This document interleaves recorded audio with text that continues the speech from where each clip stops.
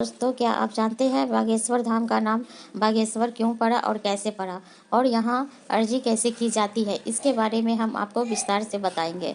क्योंकि इस पहाड़ के आसपास घना जंगल था जिसमें बाघ घूमते थे, इसलिए इसे बागेश्वर कहते हैं।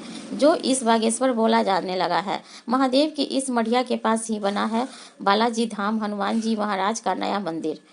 बागेश्वर यानी बागनाथ के नाम से ही बागेश्वर जिले का नाम पड़ा। बागनाथ मंदिर के पास ही सरजू और गोमती नदी का संगम है। पर्वतराज हिमालय की गोद में गोमती, सरजू नदी और विलुप्त सरस्वती के संगम पर स्थित स्थल मार्डेन ऋषि की तपोभूमि के नाम से जाना जाता है। पुराण के अनुसार आदिकाल में मुनि वरिष्ठ अपने कठोर तपबल से ब्रह्मा के कमंडल से निकाली मां सरजू को धरती पर ला रहे थे। ब्रह्म का पाली पत्थर के पास ऋषि मार्डेन तपस्या में लीन थे। वरिष्ठ को ऋषि मार्डेन की तपस्या भंग होने का डर सताने लगा। सरजू का जल इकट्ठा होने लगा। सरजू आगे नहीं बढ़ सकी। मुनि वरिष्ठ ने शिव की आराधना की।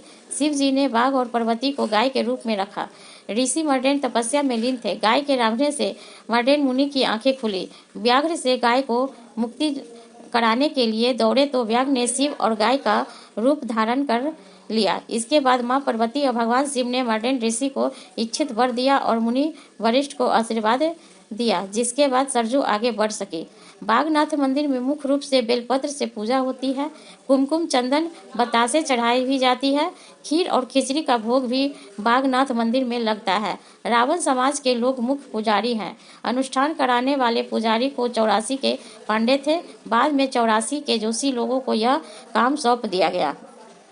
बागेश्वर धाम सरकार मंदिर, जी हाँ, बागेश्वर बालाजी की यह मंदिर और यहाँ के आचार्य धीरेन्द्र कृष्ण शास्त्री इस पूरे देश में इस वक्त चर्चा का विषय बने हैं।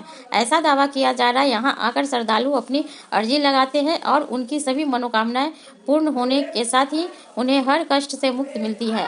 यह आचार्य धीरेन्द्र कृष्ण शास्त्री भगवान बालाजी का दरबार लगाते हैं और अनजान लोगों को उनके नाम से बुलाते हैं। फिर पर्ची में लोगों की समस्या भी लिख देते हैं। आजकल ये बातें लोगों के जुबान पर चढ़ी है, तो आइए हम बालाजी के इस धाम में मंगलवार को भक्तों की भीड़ उमड़ती है और लोग बालाजी के दरबार में अपनी अर्जी लगाते हैं।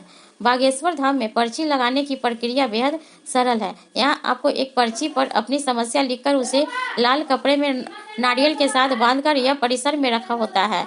यहाँ पर आपको लाल, पीले और काले कपड़े में बंधे हुए नारियल मिल जाएंगे। इससे पीछे की वजह यह है कि अगर आपकी अर्जी सामान्य है तो लाल कपड़े में नारियल बांधे।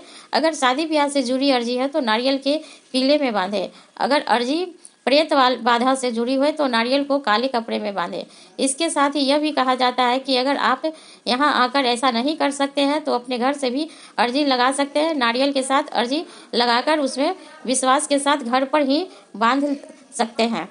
आचार्य धीरेन्द्र शास्त्री बताते हैं कि अगर आपने अर्जी सच्चे हृदय से लगाई है और आपकी अर्जी स्वीकार हुई हो तो आपको सपने में लगातार 2 दिन तक बंदर दिखाई देंगे। अगर एक दिन बंदर दिखाई दे तो यह माना जाता है कि अर्जी आपकी पहुंच चुकी है। अर्जी के स्वीकार होने पर घर के किसी सदस्य को अपने सपने में 2 दिन तक बंदर दिखाई देंगे। अगर आपकी अर्जी स्वीकार ना हुई हो, यानी कि आपको सपने में बंदर ना देखे, तो फिर से मंगलवार के यह उपाय करने होंगे। इन उपायों को 2-3 मंगलवार तक दोहराने से आपकी अर्जी अवश्य स्वीकार होगी। तो बोलिए बागेश्वर महाराज की जय।